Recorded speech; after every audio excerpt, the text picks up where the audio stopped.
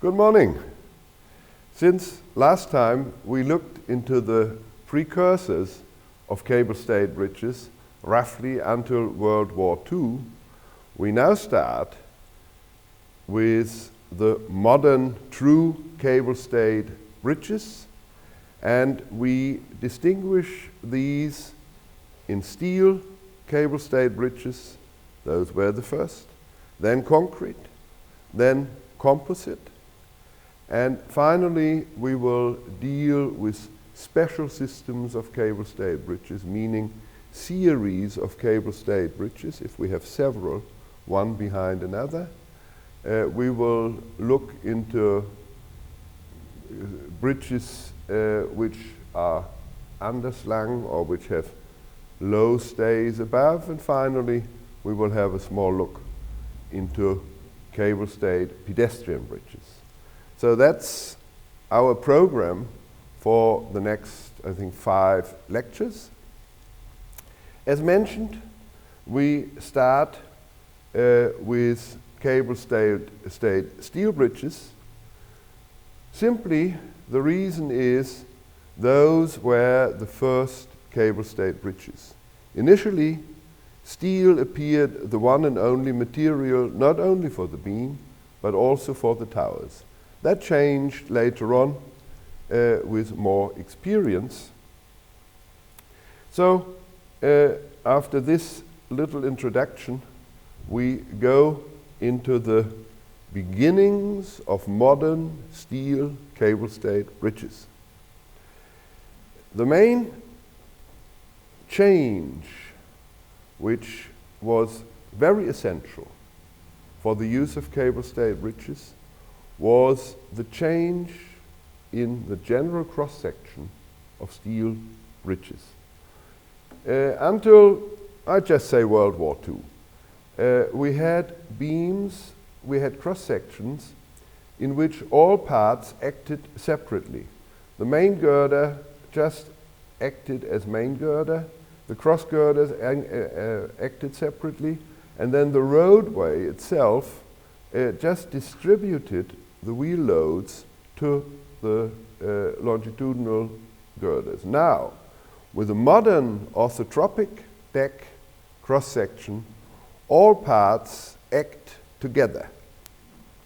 We have the orthotropic deck, which acts as top flange of the main girder, as top flange of the cross girder in transverse direction, as the top flange of the stiffeners for the steel plate here.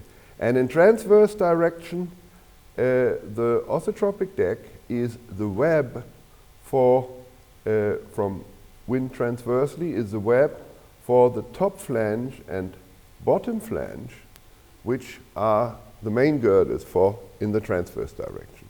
So everything works together, which is quite important in general for the good use of material, but also because we have moments and normal forces. And if you try then to fit those in here, you come very quickly, it doesn't work. So this is a very important thing. By the way, orthotropic deck, I presume you had it in steel structures. The name comes from orthotropic and orthotrope anisogonal. So it's rectangularly non-uniform stiffness. And it's an artificial word which has been built from the two, from orthogonal and anisotrope. Now, we had the publication from Dischinger in the late 40s stating use of stay cables for suspension bridges with good outline of the characteristics of these stay cables. And then immediately the first bridge after the war in this connection across the Rhine River at Duisburg-Homberg, 1954 completed, used for the last time a mixed system, some sort of a suspension bridge, but not a continuous suspension cable. The cable, like a stay cable, connected to the beam, self-anchored, so the normal force runs here. And for me, the obvious thing was its construction. Now, a self-anchored suspension bridge works only once the beam and the hangers are complete, otherwise you can't take the normal force. So, for construction, one used auxiliary stays to keep the beam in place. Now, I think that's very obvious. If you construct the bridge like this, then you should use these stays not only during construction, but also in the final stage. And that's what happened. People realized the mixed systems are a waste, so we go to completely stayed bridges. And the first one then was the Strömsund Bridge by the German contractor Demag in Sweden. And the main engineer was Dischinger, who advised on this bridge. The main characteristics have already been used for the Strömsund Bridge, completed in 1956. And then started what we generally consider the real beginning from which then cable-stayed bridges, in a way, mushroomed, went all over the world. And that was the 3 bridges across the Rhine River at Düsseldorf, the so-called Düsseldorf Bridge family. It was designed in the early 50s, all 3 bridges. This is a model picture from something like 1955 or so. It took 20 years to build the bridges, but they were built unchanged from their initial design. We have here the first one, the Düsseldorf North Bridge. We engineers tend to stick to the original name which was used during design and construction. That was Düsseldorf North. Modern days, then a politician comes in and it gets the name of a politician. So it is the Theodor Heuss Brücke. I generally stick to the old names which are, for example, in the publication and so. And in the book or script, I sometimes give the other one in brackets. So for me, this is still Düsseldorf North. Then the second build was the Knie Brücke, because of the bend of the Rhine. And the third one was Düsseldorf Oberkassel. Now, since this was the real start of the worldwide development, I would like briefly to point out the people responsible. First of all, Friedrich Thams, an architect who worked together with several of these at the Autobahnen in the 30s. And he was heading the city planning office, and he had deep understanding of cable-stayed, of bridges in general. And he said, okay, these 3 bridges, I want them light and visually attractive. So they should all have the cables in parallel, in harp arrangement. And then he said, for the suspension bridges, where we had the towers as frames with a cross on top because we have heavy wind from the main cables up there, I don't want that anymore. I want freestanding tower legs to indicate that we have here a different type of bridges from suspension bridges. And so these are the 2 visual characteristics which I say visually tie together these 3 Düsseldorf bridges, although each in itself is structurally quite different. 2 cable planes, 1 cable plane tied back here and so on, they are different. But visually, the harp arrangement of cables in parallel, and if we have 2 towers, here we have only 1, here and there is no cross girder on top. That in a way makes them the bridge family.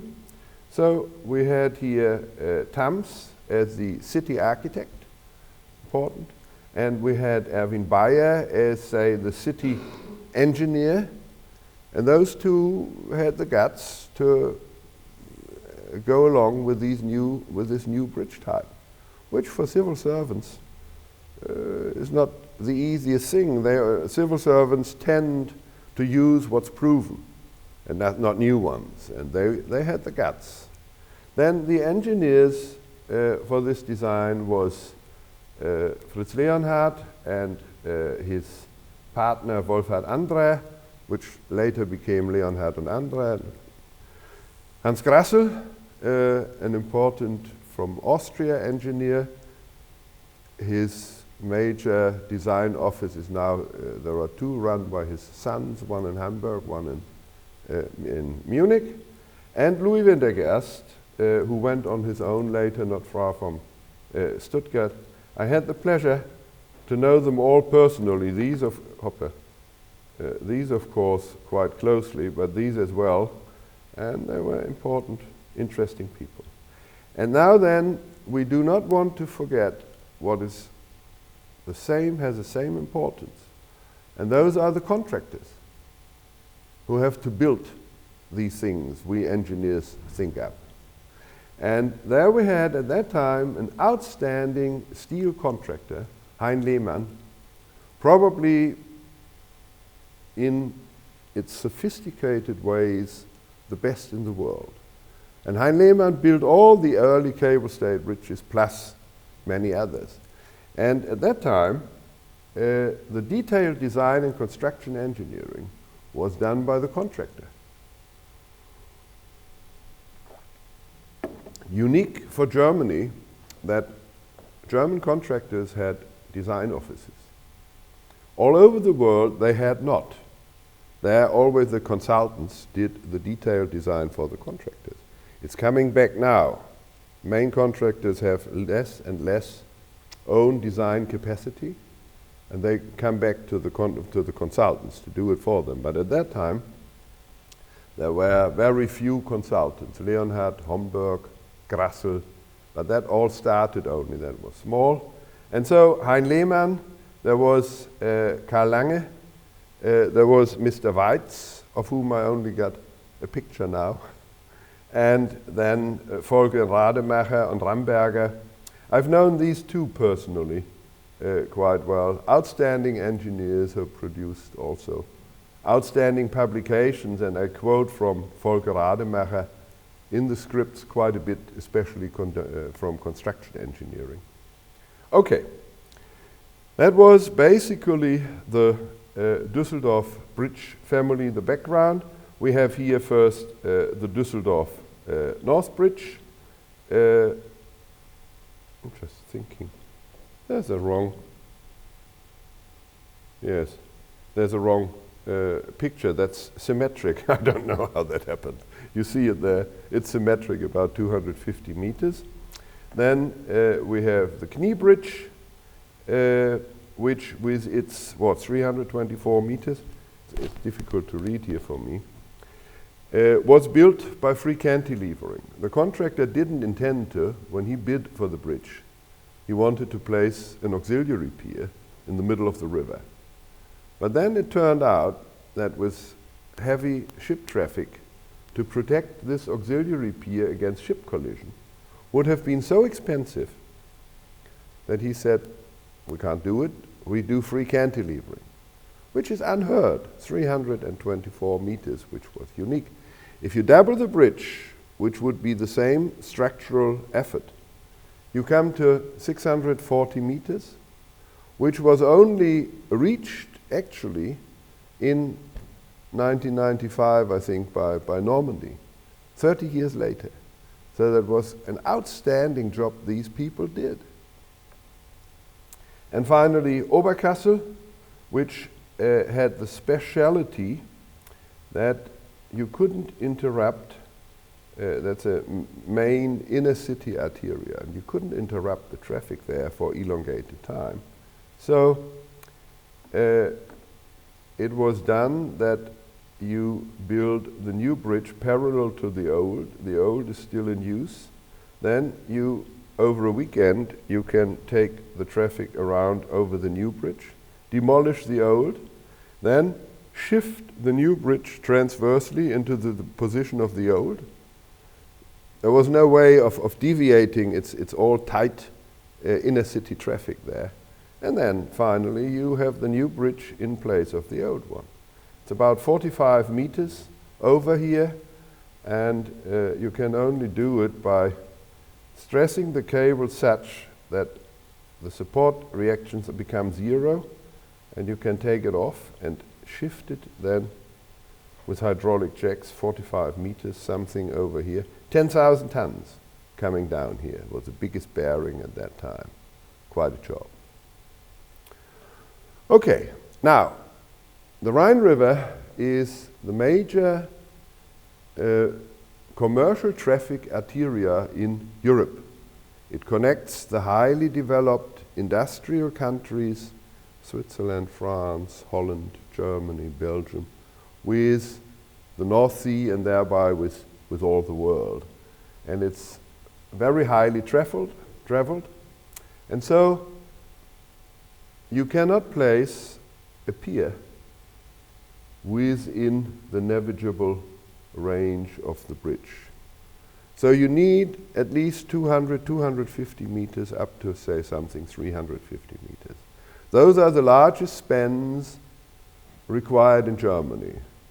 It's something, but unfortunately we do not require longer spans in Germany. That's the Rhine River, and that it is. So 350 meters is a nice, but in world scale, it's small. So if we want to do considerably longer spans, we have to go abroad. The French, for example, are more fortunate. On one hand, the Seine River near Paris requires 850 meters, or the very deep Tarn Valley required things. We do not have the requirements in Germany, so the Rhine River bridges are the biggest we have, roughly speaking. I mean, Strelasund and so on. So there was no bridge standing after the Second World War across the Rhine River. They were all destroyed. They had all to be rebuilt, and the economic system of cable-stayed bridges came in handy. So a great number of them are cable-stayed bridges. In the book or in the script, there is a plan and a listing of all these. I just show the next one special. We have the Severin Bridge in Cologne, which has the first A-tower independently supported on the piers, the beam running freely through it. And then came a big step with Bonn North Bridge. I think the official name now is Friedrich-Ebert-Brücke, but there are several Friedrich-Ebert-Brücke across the Rhine. So Bonn North, I think, is good enough for us. Bonn North by Helmut Homburg, another great bridge engineer in Germany after the war. He made the big step from individual groups of ropes combined to a major stay, with stays at long distances, say 50 meters, to very close support of stays, so we call them multi-stay bridges. So we came from bridges elastically supported at distinct points, say 50, 60 meter distance, to a uniformly elastically supported cable-stayed bridge. And here he had a distance at the beam of 4.5 meters. Very important advantages. First of all, you just can use simple single lock coil ropes, 100, 120, 150 millimeter diameter, but you can anchor them easily at the tower and at the beam, and you install units at the distance of the cable anchorages. 4.5 meter cable distance, So the pieces, the slices of the cross-section also have a length of 4.5 meters. You lift a section, install the cable, next one, go on, go on. You don't have to bridge long distances between stay cables. Easy construction. And because the concentrated stay cables consisted of several ropes, they were difficult to protect against corrosion. You cannot get to the inside, you know. There were all sorts of tricks, but with time they all corroded. So those are the main advantages. Simple stays, simple anchorage, simple construction. Big step, and that is from exceptions, if we take some exceptions into account, the type of stay cable bridges we use with multi-stays. This is Helmut Homburg, an outstanding engineer, mathematician.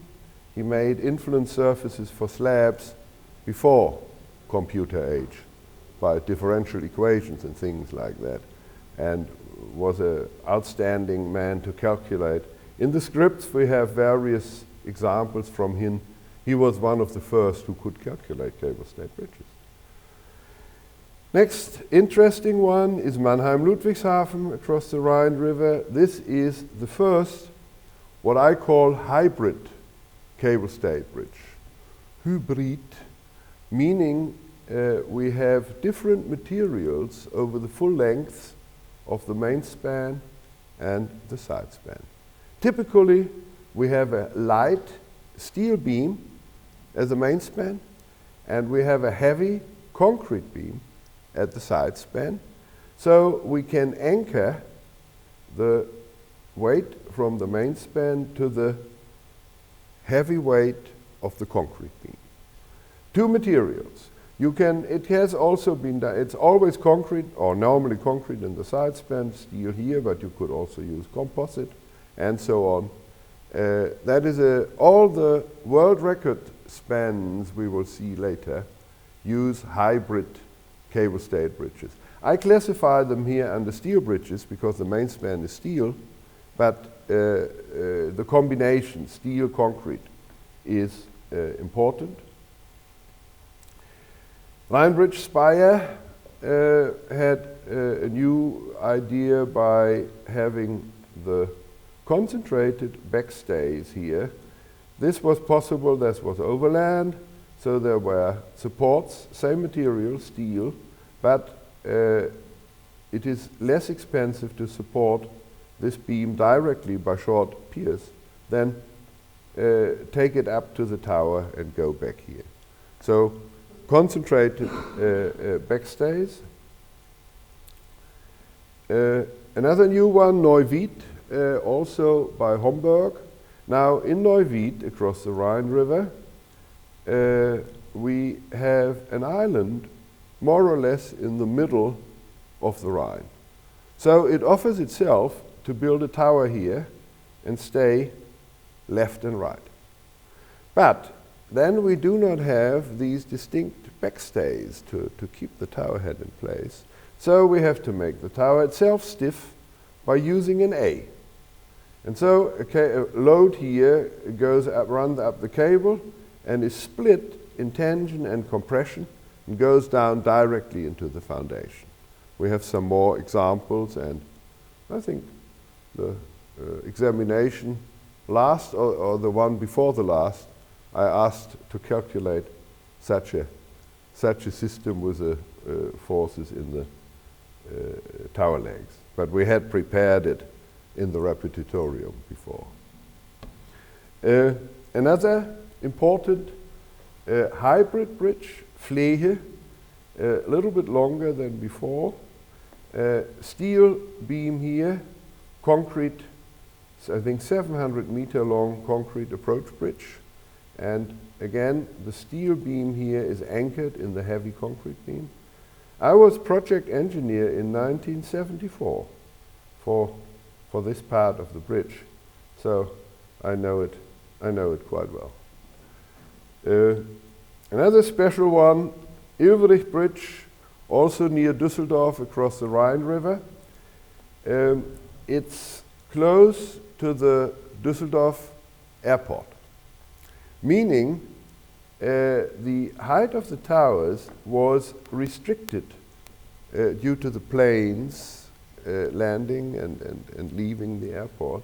So instead of having the cables up like this and a vertical tower, since this height was only permitted and the cables need a certain minimum angle to have them economic, the tower was split in a longitudinal V and here connected. So we have basically the same forces in the stays, and here we just tie them together. One of the latest, or the latest, Rhine River bridge is Wesel. Please be aware the truss in the background belongs to the old bridge that will be demolished. It looks a little strange, but it's not. The beam is very slender and the truss behind will go. It's similar as Flehe, only we have here, well, for the second time, parallel strand cables instead of the ropes, new for Germany. Now some more. We had the Düsseldorf Bridge family. We had important Rhine River bridges. Now we go to some also special steel cable stayed bridges, and then come to the record spans. Ludwigshafen across the railway, a four-legged tower. Bratislava in Slovakia, the only one until now in the world which has a restaurant up top, which, you know, we have it on all TV towers, and why not? It's a nice idea, but it has never been repeated, but it's there. The first cable stayed bridge, major cable stayed bridge for full railway loading in Argentina. Two identical bridges, actually, that's near Buenos Aires, between the cities of Zárate and Brazo Largo, 330 meters, one-sided for heavy ore, Cooper 80. Railway makes it quite unsymmetric transversely. An important bridge with many new ideas. For the first time, the braking forces from the railway, which are important, are distributed on both towers, which is always a little problem, by using hydraulic jacks between the beam and the towers in longitudinal direction. Now, these hydraulic jacks, for temperature, very slow, they do not react. And so the beam can elongate or shorten between the towers without bending the towers outwards or inwards.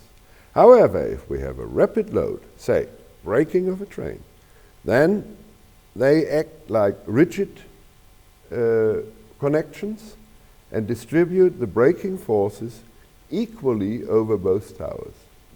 The trick. It's a theoretically beautiful solution, especially here. We are on up to 80-meter high piles, very bad soils conditions. And so you can imagine the braking forces 50 meters up on these piles cause major moments. The only shortcoming is you have to inspect them regularly. I mean, they have these inner workings, and I'm not so sure in some places in the world that that's always so properly done as it is supposed to be done in Germany. That's why I would be hesitating to do it, but it seems to work. And it was the only way to make it stand up. Colleague of mine, Rainer Soll, was in charge. He went there, I think, 1969 and stayed there for 4 years, doing detailed design, construction engineering supervision on site of these important bridges. Well, at the same time, he worked in South America, and I started work in the US so we worked there in parallel. An interesting bridge by the famous engineer and architect Santiago Calatrava. Quite unusual. We have a cable-stayed bridge here with an inclined tower, but no backstay. Unique. Now that means for permanent load, the system is balanced. The vertical forces here balance the weight of the steel beam.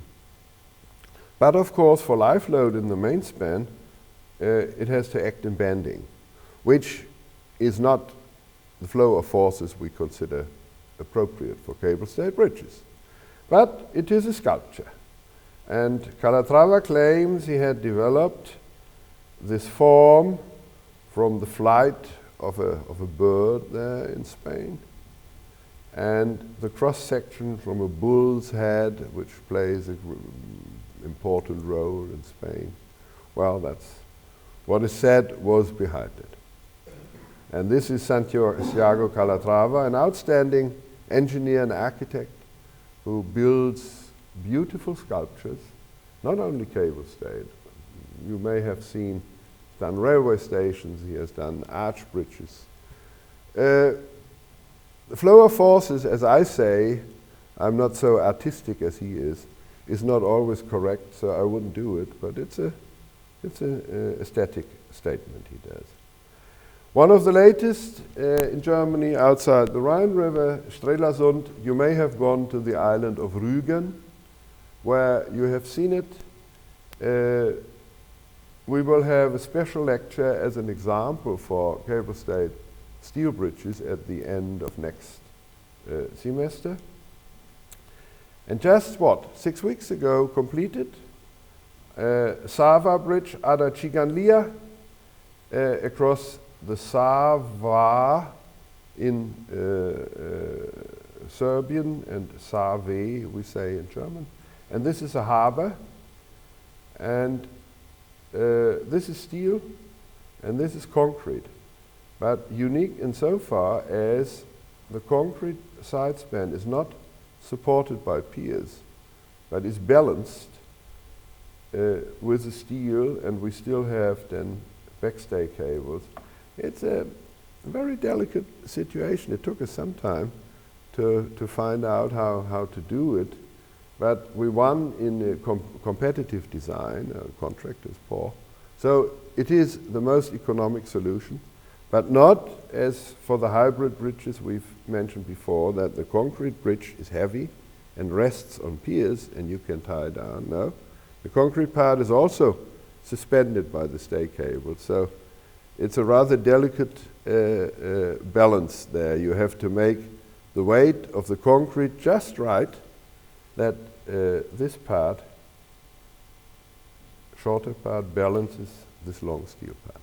But we succeeded and was selected and was closed about a month ago. Now, finally, record spans. We have mentioned these early ones. It started in the 50s, Strömsund, Düsseldorf, Severin, Knie. Then we came up to something 350 meters, Neunkam.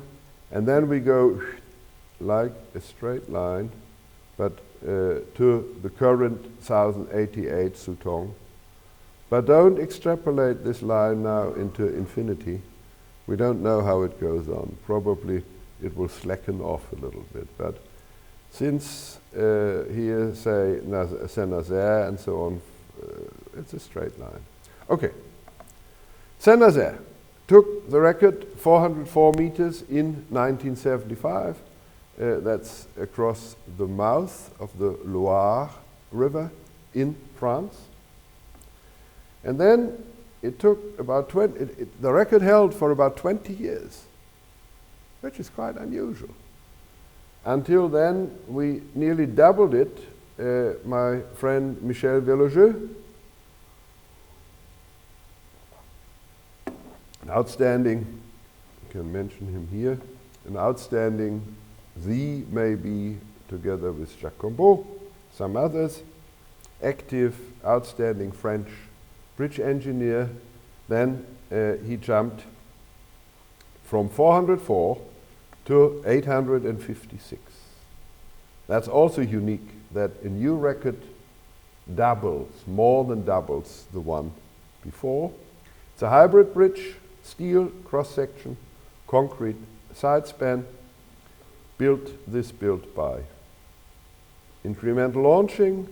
This part, the concrete, goes about 120 meters into the main span by free cantilevering, and this then also by free cantilevering. We will have a special lecture on this also at the end of the next semester. An outstanding bridge. Then a few years later, and not very much longer, the Japanese conquered the record span. Initially they had planned to do a suspension bridge there, but found that due to the bad soils condition, the abutments to which the main cables would be anchored would have needed to be very large, very big, very heavy, too expensive. So they changed to cable stayed with a partly hybrid. They have here the outer part of the side span is in concrete as a counterweight to the main span. Then came stonecutter. During the design phase, it had the world record with 1,018 meters. We will see later for under the heading construction of the stonecutter bridge. But as it had, Ian Firth, a friend of mine, was the guiding spirit behind the original design. And then the Chinese with the stonecutter in Hong Kong is also Chinese, of course, but it had still the special status. And in, say, mainland China, Sutong Bridge, they started later, but finished earlier. So with their 1,088 meters, the stonecutter bridge never formally held the world record, but I thought I'll put them in here this way. I had the same. When I did Pesco Kennewick, during the design in the US, we'll see it later, it had the world record. And then the French started later with the Breton and were faster, 20 meter more. So we never had the world record. These things happen.